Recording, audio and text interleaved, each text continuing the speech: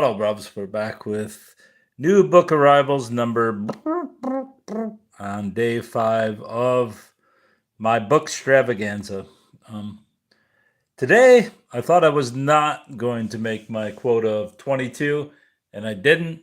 I mean, I could still go out. It's pretty early, but I decided that 21 books was enough. 3, 6, 9, 10, 11, 12, 13, 14, 15, 16, 17, 18, 19, 20. Yeah, 21 books is enough.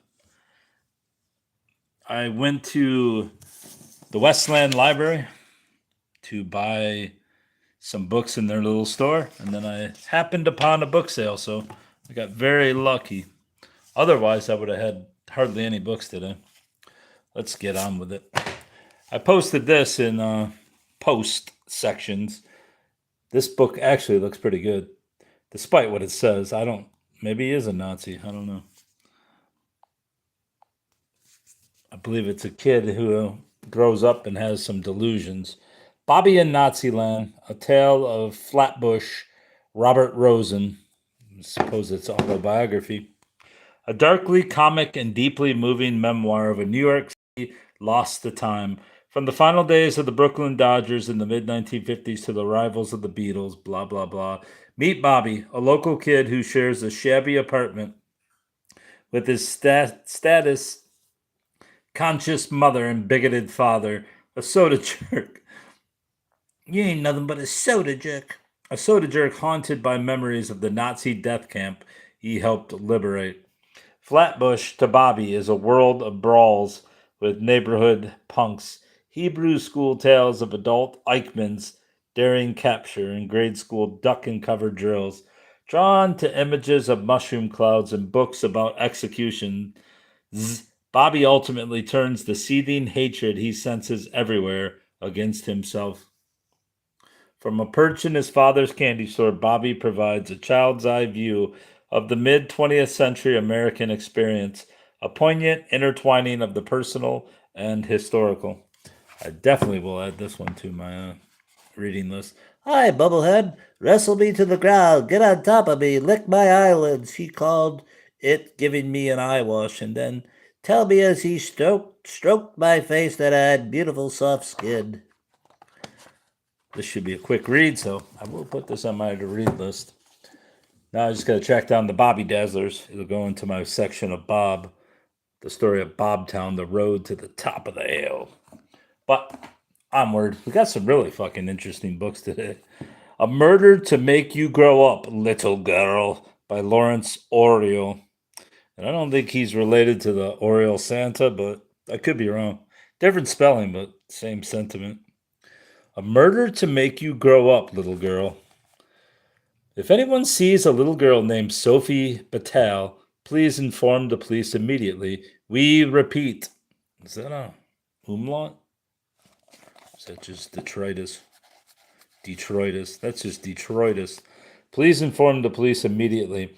On transistors all over the south of France, on car and cafe radios, on television sets in countless villas, the urgent voice broadcast its message. Somewhere on the Riviera, a defenseless little girl was traveling alone toward a destination only she knew, bearing a secret she desperately feared to reveal. And the question of who would find her was, quite literally, a question of life and death, for not only the police were hunting little Sophie. And I looked this up on eBay, and it seems to only be like one copy, so seems to be a pretty rare book. Not that it's worth anything, but I'm guessing it's kind of a horror book. I don't know.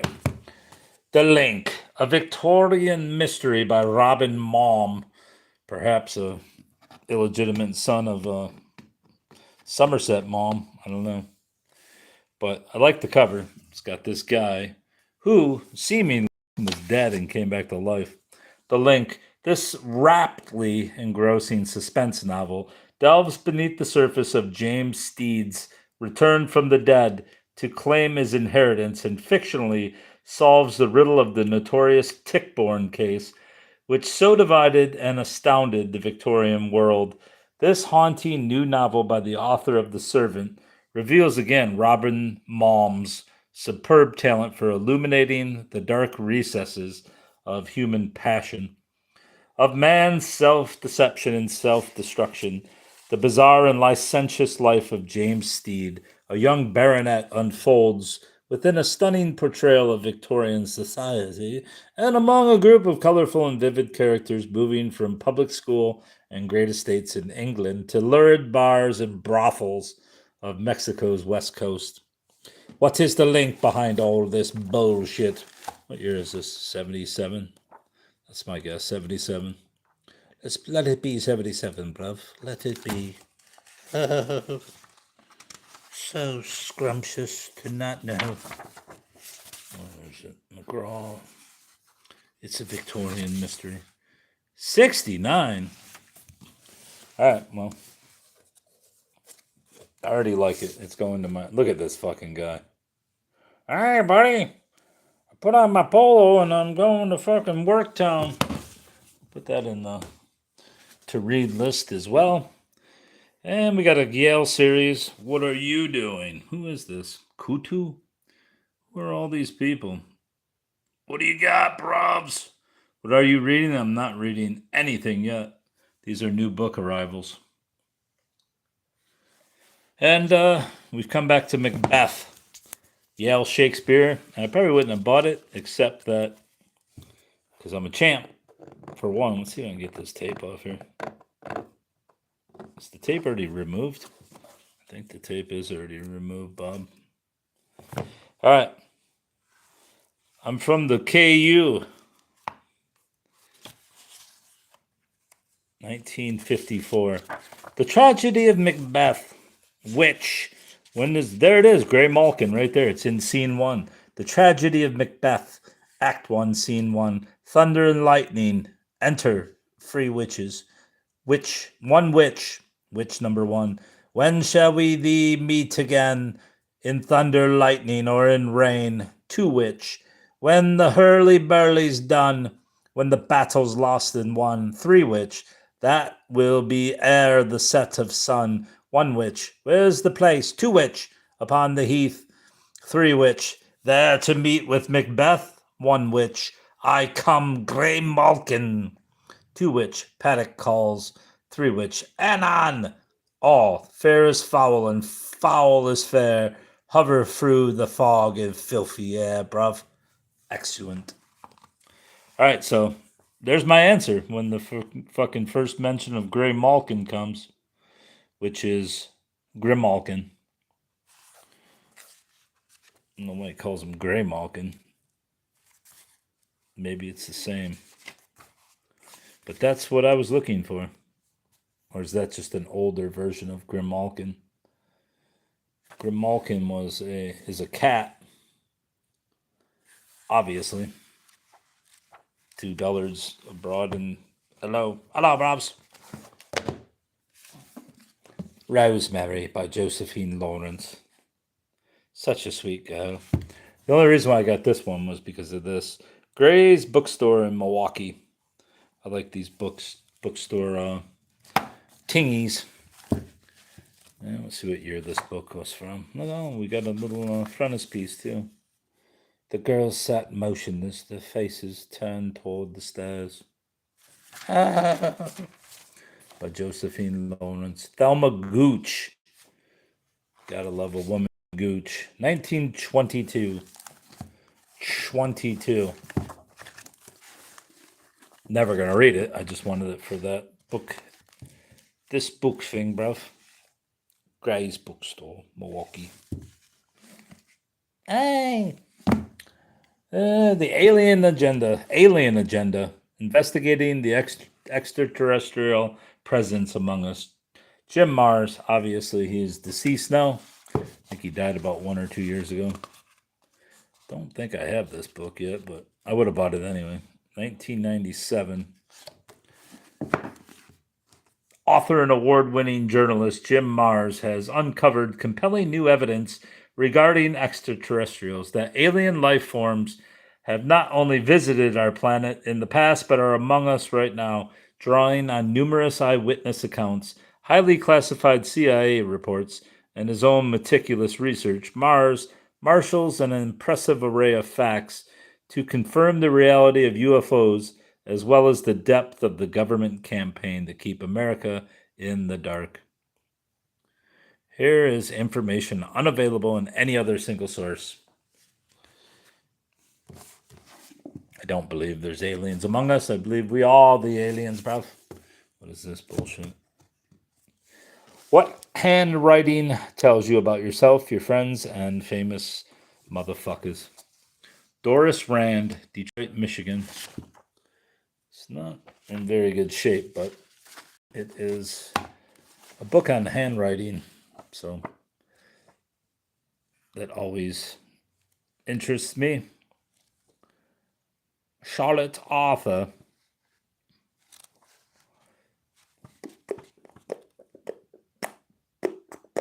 Graphoanalysis by M.N. Bunker. What year is it? 1951. 51, bruv.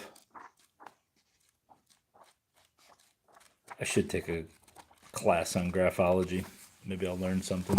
Or I could just read about it in all the 7 books I have on graphology that I've never read. What does your handwriting tell you about you, bruv? This book I didn't really understand when I picked it up. History of American Socialisms. Is that socialism, or is it like the isms of the social life? I think it's not socialism at all. It says, no. The object of this book is to help the study of socialism by the inductive method. It is first and chiefly a collection of facts, and the attempts at interpretation and generalization which are interspersed are secondary and not intentionally dogmatic. This edition limited to 500 copies. So this was, what do you got, Bobs? Pretty long book. Well, I didn't know there was socialism in 1870 in America. I thought fucking Marx didn't even found socialism. Maybe he found it in the early 1800s. Fourierism. What the hell's Fourierism? Is that when the furries came? The exposition of Fourierism in this country commenced with the publication of The Social Destiny of Man by Albert Brisbane in 1840. All right. $1. Can't beat that. Hillary House. Shirley Hillary Clinton. The Immortal Life of Henrietta Lacks. And I've thought to buy this book about 100 times, but every time I see it, it's not in very good condition. But since this one was only 25 cents, I dealt with the fact that it's not in very good condition. The story is that Dorothy, or Henrietta that is, was a black woman, and she went and did some kind of test or something, and they found out that her genes, they could reproduce or something like that. And so the government or somebody stole it. Her genes or her cells kept reduplicating of some sort. That's why it's called the immortal life. And no matter what, they would not die. Somehow she died, though. Hi, look at me. Here's my at least 6th or 7th copy of Donna Tartt's The Goldfinch. This at the book sale, along with a copy of The Secret History. Apparently nobody there is into fucking Donna Tartt. I was looking for the first edition of The Secret History, which is worth some money. This book, not so much. But I keep picking them up because I assume that Donna Tartt's new book is going to come out soon. I would say this year, probably, but at this point it's looking more like next year, but you never know. Do you want to go see how many copies I have? It's ridiculous how many I do have. Beautiful Rage. The Break of Dawn. Janiyah Black. Hey, it's signed by Janiyah too. Beautiful Rage. The Break of Dawn, written by Janiyah Black. Blacksmith Enterprises. And I only got this because it's a Detroit writer, and I don't give a shit if the book has sold one copy. There's Janiyah right there. Janiyah Black makes headway to take the literary world by storm with her gripping tales of murder and mayhem. As the president CEO of Blacksmith Enterprises, she continues to create literary and cinematic entertainment that titillates the imagination and stirs the soul. Vanessa Jackson has become the voice of the women trapped inside the confines of the Wayne County Women's Correctional Facility. As she continues her crusade to tell the stories of the lost and forgotten souls that inhabit the prison walls, she begins to fall deeper into their world of pain, loss, and sorrow. Got him on Bozier, bruv.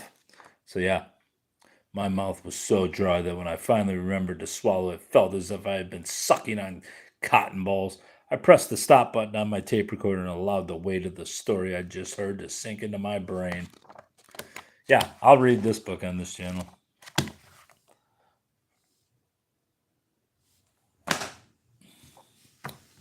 Wiley and the Hairy Man, adapted from an American folktale, which is the only reason why I bought this. Normally, I wouldn't buy a kid's book, but it reminds me of that, what's that guy, Schwartz? Alfred, the guy who wrote the Scariest Story things. But this is from 87 and Burns Park School, Ann Arbor. There's the Hairy Man. I don't really want to know what it's about. Oh, see, there's the Hairy Man, too. Hairy Man looks like a fucking Luton. He's a Luton, bruv. So, yeah, some folklore, kids, tales. The Last Laugh, a completely new collection of funny old epitaphs. And I like this book. I like the fact that it has the original dust jacket. And it's more funny that it's from Hallmark. So you can get complete laughs out of dead people. Let's just say, Dad, you helped give me the gift of laughter. I hope this book gives you some things to laugh and chuckle about. Love, Kathy. Abandon frowns, all ye who enter here. An amusing new collection of inscriptions from the tombstones of our ancestors. The Last Laugh is a funny bone tickling delight. Read it yourself, inscribe it to friends, and send it secretly to enemies. No one can resist its macabre charms. Most epitaphs the world over are serious memorials, so much so that the essayist Charles Lamb once asked in despair, But where are all the bad people buried? In England and America in the recent past, humorous verses often appeared to decorate the graves of kith and kin. Sometimes the humor was deliberate, as in this simple inscription to one Arthur Haynes. Haynes hain't. Sometimes the humor was unintentional, as when a stone carver left off the final E of an important word. Lord, she is thin. That's hilarious. Hallmark edition. About the Last Laugh. I think I'll read this one on the channel. This is a really brief read, obviously. Very whimsical, bruv. Oh, look, carry the casket. Ha ha ha. Till death did they part. Alright. Something else for the channel. I really like this dust jacket. Very kitschy, bruv. The one problem with going to library book sales is you get a lot of library books that nobody wanted to read, so now they're loosed into the public. UFOs, paranormal, new science. The possibilities are endless, and they're already here. The UFO singularity finally reveals what UFO phenomena can tell us about greater than human intelligence and offers provocative theories of where such intelligence might originate. You'll explore the most challenging metaphysical questions and the latest scientific thoughts about them, including what is the singularity and how does it relate to UFOs? Could some UFOs be from our planet? What current scientific blah fucking blah? Speaking of blah frickin' blah, The Loch Ness Monster, The Evidence by Stewart. What a fucking bizarre way to spell Stewart. Stewart. This looks like one of those written in a week kind of books for general information. But you never know. It could be the Bible of Loch Ness Monster books. I don't think I have any besides this. The possibility of a monster inhabiting a deep, dark Scottish loch has fascinated believers and irritated skeptics for decades. In this revised edition of his best-selling book, Stuart Campbell critically examines the facts and fictions regarding the mysterious creature of Loch Ness. General Motors, A Photographic History. Again, another goddamn ex-library book, which irritates me, but what are you going to do? Cry? Get this sticker off. Try to get these stickers off when I can. And nothing entertains people on the internet more than ripping a sticker off during a live cast. Oh, man. Get that goo. All right, General Motors. I feel better. Once I get this one off, I'll feel even better. And it's kind of sticky. Obviously, what you're going to see is General Motors cars through the ages, through the decades. Yeah. That was hard to see coming, wasn't it? I really hate how they put this. Why would you put these right on the title? I mean, you could have put them all down here. On almost every book that's right over the title. It's just fucking bizarre. Why wouldn't you put it on the photo? The photo. F. Scott Fitzgerald, A Life in Letters. Dear Ober, well, it's rather melancholy to hear that the run was over. However, as it was something of a success d'estime and put in my pocket 17 or 18,000 without a stroke of work on my part, I should be and am well content. 1,000 thanks for your courtesy to my father. You went out of your way to be nice to him, and he wrote me a most pleased and enthusiastic. It's a weird way of spelling enthusiastic.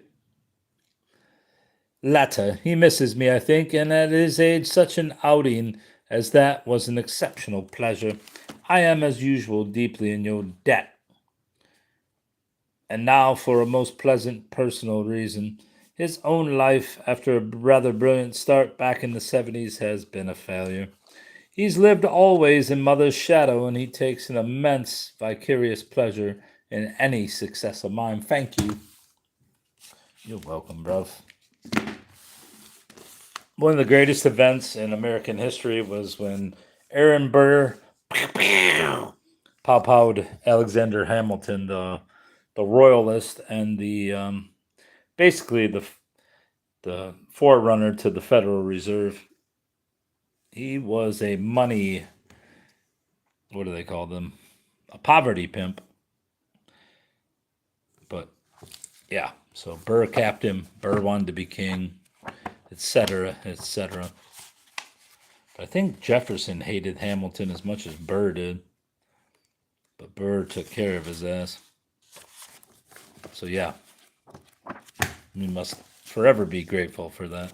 And also, I have that one book I still haven't finished that claimed that Alexander Hamilton was indeed a black man, though he does not look very swarthy here.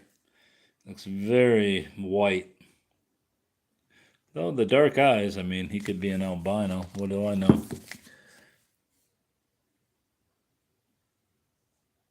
That's what Aaron Burr looked like. Kind of looks like a guy who fucking webcasts. Donna Tartt, The Secret History, a novel. Again, I am stockpiling Donna Tartt's books for the release of her new book, which is definitely coming soon. Within the year, I predict. And then people will be like, I want another Donna Tartt book. And then I will sell them one of my 37 copies of the books I have. I keep finding the softcover. I guess not keep, I only have 3 or 4 of them. But the hardcover is the one you want because it's worth the money. This is probably only worth $7 or $8. I don't know. Helen's Babies by John Haberton. And I only got this one for the Hudson's Bookshop tag at the back. I probably got 50 or 60 books from the Hudson's Books shop over the years I've collected. This will be another one. Which year is it? It's definitely not 1881. It's probably 1920s. Albert. They usually republish these in the, see, that's 34, so I'm going to guess late 20s. The first cause, so far as it can be determined, of the existence of this book may be found in the following letter written by my only married sister and received by me, Harry Burton, salesman of white goods, bachelor, age 28, and received just as I was trying to decide where I should spend a fortnight's vacation. Harry. Lastly, the Devil's something. The Devil's Whiting. Very curious. Devil. The Devils. Oh, it's just the Devils by Whiting. A hit in London and New York, The Devils offers a provocative look at lust and religious hysteria in a small 17th century provincial town.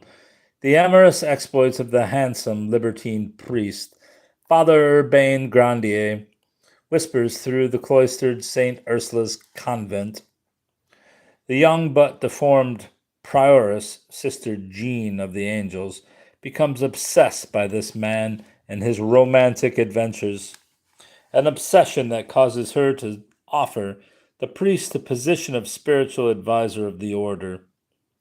When Grandier politely declines the situation, Sister Jean's initial disappointment dissolves into a possessive malice, and she charges him with diabolism, filling the minds of her nuns through the powers of Satan with obscenity and sensual desire.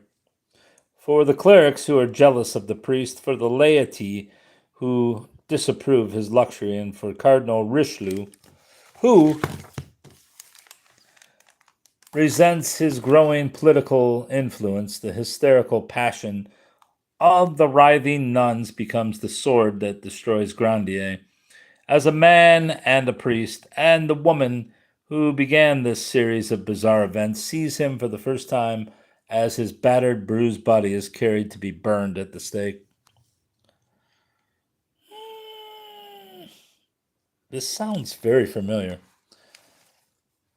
Is this basically the same story as Huxley's The Devils of Loudon? Because it sure sounds like it. Maybe it's that other book I was reading, the one about the priest and the witch. Anyway, that's going to be it.